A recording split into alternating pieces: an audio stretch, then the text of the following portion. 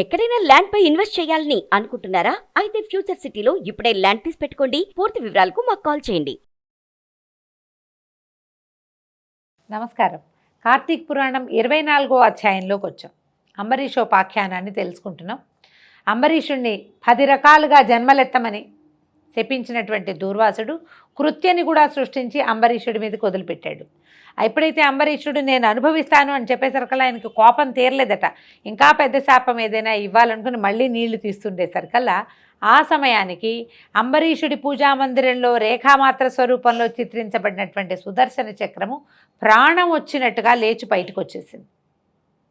ఇంతకు ముందు ఎప్పుడో నా భక్తుల్ని రక్షించటమే నీ యొక్క క్రియ అని భగవంతుడి చేత ఆదేశింపబడినటువంటి సుదర్శనుడు తన దేవుని అంటే తన ప్రభువు యొక్క విష్ణువు యొక్క భక్తుడైనటువంటి అంబరీషుడి మీదకి నిప్పులురుముతూ కత్తులు తిప్పుతూ వస్తున్నటువంటి కృత్యను దాని యొక్క కారణమైన దూర్వాసుడిని చూసి వారిద్దరిని సంహరించడానికి ఉద్యుక్తుడై ఆ చక్రస్వరూపంగా బయటికి వచ్చేసాడు.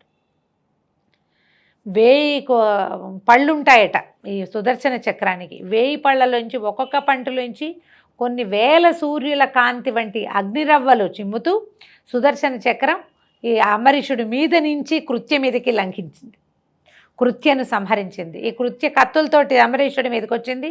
అంబరీషుడు దుఃఖోద్వేగంతో కూలిపోయి ఉన్నాడు.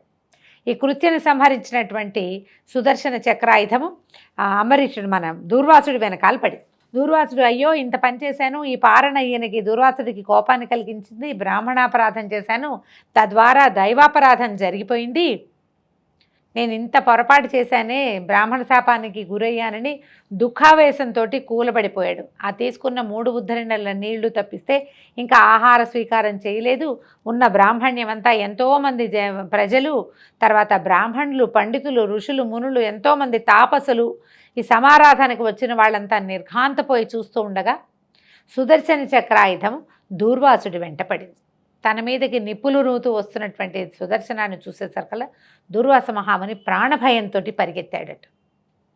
ఈ ప్రాణభయం ఆయన పరిగెత్తి పరిగెత్తి ముల్లోకాల్లో ఉన్న అందరూ దేవుళ్ళని చూశాడు, నన్ను రక్షించండి అని. చక్రానికి ఎదురొడ్డి నిలవలేకపోయాడు. కైలాసానికి పరిగెత్తాడు. పరమేశ్వరుడు అన్నాడు, సుదర్శన చక్రాయుధాన్ని ఆపగలిగే శక్తి నాకెక్కడిది, నేను ఆపలేను. నువ్వు ఏ పొరపాటు చేశావో, ఎందువల్ల ఆయన్ని వెంటపడ్డాడో, చక్రాన్ని ఎవరు ధరిస్తారో వాడు ఉపసంహరించగలడు, ఎవరు ధరిస్తారో వాళ్ళు చేయగలుగుతారు ఉపసంహారం, నేను ఉపసంహరించలేను, నువ్వు నా దగ్గరికి రావద్దన్నాడట. అక్కడి నుంచి బ్రహ్మలోకానికి పరిగెడితే బ్రహ్మదేవుడు కూడా అదే బోధించాడు. ఈ చక్రం ఎవరితోటి సంధించబడిందో వారి దగ్గరికి వెళ్ళాలి కానీ నువ్వు ఇతరులని అడిగి లాభం లేదు అని. అక్కడి నుంచి ఇంకా ఈయన వైకుంఠానికి పరిగెత్తుకుంటూ వెళ్ళిపోయాడట. ప్రతి వాళ్ళు మేమేమీ చేయలేమన్నారు. అయితే భగవంతుడు భక్తవశంకరుడు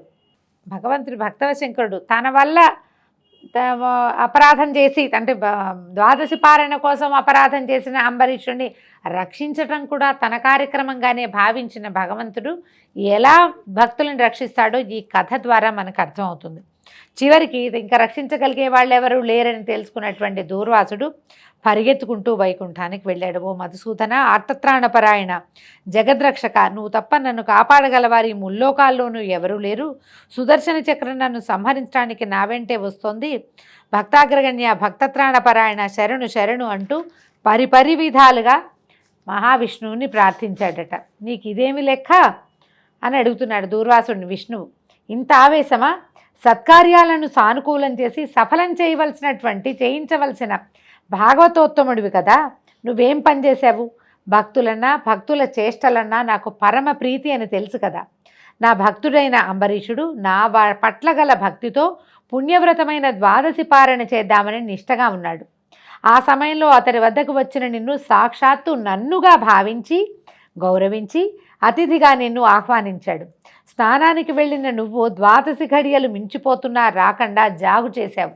అంబరీషుని యొక్క భక్తనిష్టత ఎంత ఉందో, శ్రీహరి భక్తినిష్ట ఎంత ఉందో, ద్వాదశి పట్ల అతనికి ఎంత శ్రద్ధ ఉందో తెలుసుకోవాలని పరీక్షించాలన్న ఉద్దేశంతో నువ్వు ద్వాదశి ఘడియలు దాటిపోతున్నా రాకుండా జాగు చేసావు. సరే, నీవు చేసిన తప్పు. సరే పోనీ, నువ్వు ఇంత తప్పు చేసినా కూడా మంచినీటిని మాత్రమే పారణ చేసిన అంబరీషుణ్ణి అతని మీద ఆగ్రహించడం ఎంత అన్యాయమో నువ్వు ఆలోచించలేదు.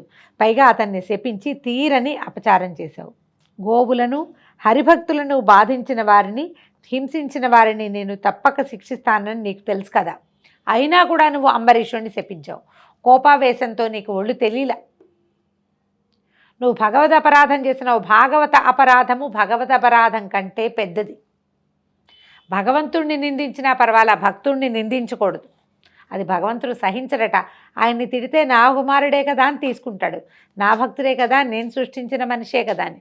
కానీ ఆయన పట్ల భక్తి కలిగిన వాడిని గనక శపించినా బాధించినా భగవంతుడికి నచ్చదు. ఇది ప్రత్యేకమైన క్రియగా మనకు కనపడుతుంది. చాలా పురాణాల్లో ఈ విషయాన్ని తప్పకుండా చేస్తారు. భాగవతాపరాధం చేయకూడని పని. అయినా అంబరీషుడిని శపించావు. అతను నీకు భయపడడం వల్ల, నన్నే ధ్యానిస్తూ ఉండటం వల్ల నీ శాపవాకులు ఏవి అతనికి వినపడలేదు. అతను ఏం చెప్పాడు? నువ్వు 10 జన్మలు ఎత్తమన్నావు. అతను అవేవి వినలేదు.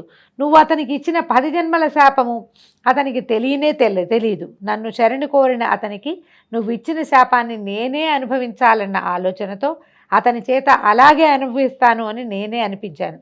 నీ శాపం వృధా కాకూడదు. నువ్వు అమోఘ వచస్కుడివి, మహర్షివి, ప్రపంచాన్ని భక్తి వైపుకి నడిపించవలసిన వాడివి, భగవంతుని వైపుకి వెళ్ళే దారిని సుగమంగా చేసి ప్రపంచానికి అందించవలసిన మహర్షివి.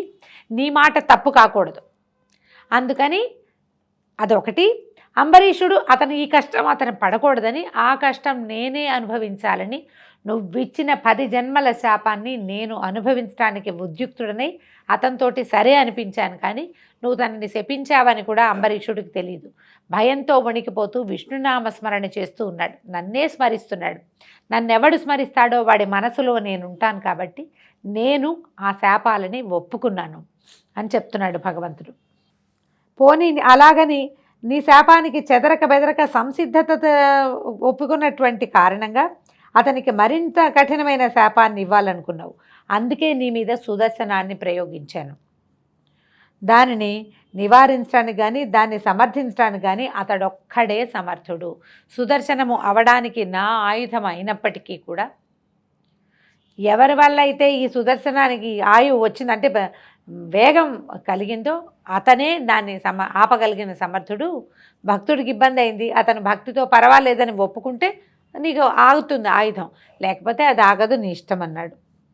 నువ్వు అంబరీషుడికి ఇచ్చిన 10 జన్మలను లోకోపకారం కోసం నేనే ధరిస్తాను. మొట్టమొదటిదైన చేవరూపాన్ని ధరించి సోముకుడనే రాక్షసుని సంహరించి వేదాలని రక్షిస్తాను. రెండోదైన తాబేలు రూపాన్ని ధరించి దేవదానవులు క్షీరమధసాగర మథనం చేసేటప్పుడు మందరగిరి పర్వతాన్ని నా మూపున ధరించి నీటిలో మునిగిపోకుండా కాపాడుతాను. మూడోదైన వరాహావతారం ఎత్తి హిరణ్యాక్షుని వధించి అతను చాపలా చుట్టి పట్టుకుపోతున్న భూమిని రక్షిస్తాను. ఇక 4వదైన వికృత రూపాన్ని ధరించి నరహరిమూర్తినై హిరణ్యకశిపుని సంహరించి అతని పుత్రుడైన ప్రహ్లాదుని రక్షిస్తాను. 5వ జన్మగా మరుగుజ్జు అవతారంలో వామనుడనై బలిచక్రవర్తి యొక్క గర్వాన్ని అణుస్తాను.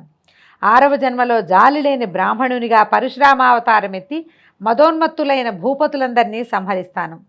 7వ జన్మలో ఆత్మజ్ఞానము లేని క్షత్రియుడిగా రామావతారాన్ని ధరించి రావణ కుంభకర్ణులను హతమారుస్తాను. 8వ జన్మలో రాజ్యం లేని రాజుగా కృష్ణావతారం ఎత్తి కంసుని సంహరిస్తాను. 9వ జన్మగా పాషండుడినై బుద్ధావతారం ఎత్తి పాషండమతాన్ని బోధించి అహింసా సిద్ధాంతాన్ని లోకంలోకి వ్యాప్తి చేస్తాను. ఆఖరిదైన 10వ అవతారంలో పాపాత్ములను మోహింపజేసే కల్కి అవతారం ఎత్తి దుష్టులను దునుమాడి ధర్మాన్ని చక్కగా ప్రవర్తింపజేస్తాను. దూర్వాస మహాముని, రుద్రాంశ సంభూతుడివైన నీ నోటి వెంట కోపావేశంలో వచ్చిన శాపవాకులైనా వృధా కాకూడదని ధర్మ సంస్థాపన కోసం నేను భువిలో దశావతారాలని ఎత్తి లోక సంరక్షణ కోసం నా భక్తునికి ఆ శాప ప్రభావం తగలకుండా ఉండటం కోసం వ్యవహరిస్తాను. పరమ భాగవతోత్తముడైన అంబరీషుని గుర్తించి ఆగ్రహావేశాలను దుడుకుతనాన్ని తెలుసుకొని అతన్ని శరణి వేడుకోమని శ్రీహరి దూర్వాసుని హెచ్చరించి పంపించాడు. భగవంతుడు భక్తవత్సలుడు, భక్త పరాధీనుడు కనుక సర్వాంతర్యామి అయిన భగవంతుని పట్ల కృతజ్ఞులమై ప్రవర్తించాలని, భగవంతునికి అతని భక్తులకు భేదం లేదని తెలుసుకోవాలని, భక్తులకు అపకారం చేస్తే భగవంతుడు తప్పక శిక్షిస్తాడని తెలుసుకొని జాగ్రత్తగా మసలుకోవాలని సూచిస్తోంది ఈ అధ్యాయం. ఇంకా తన కోపమే తన శత్రువు అన్నట్లుగా అంబరీషునిపై కోపగించినందుకు సుదర్శనుడి కోపాగ్నికి గురి అయిన దూర్వాసుని వలన ఇది తెలుసుకోవాలి. కోపహ సుదుర్జయ శత్రువు, జయించరాని శత్రువు. మనకి అరిషడ్ వర్గంలో రెండోదైనప్పటికీ కోపం చాలా పెద్ద శత్రువు. అంచేత ఈ రకంగా మనం క్రోధాన్ని కంట్రోల్ చేసుకోవాలి, సరిగ్గా ఉండాలని, భాగవతాపరాధం చేయకూడదని ఈ అధ్యాయం తెలియజేస్తుంది. దీంతో అధ్యాయం పూర్తయింది. రేపు ఉదయం మళ్ళీ ఇంకొక అధ్యాయంతో కలుసుకుందాం. నమస్కారం.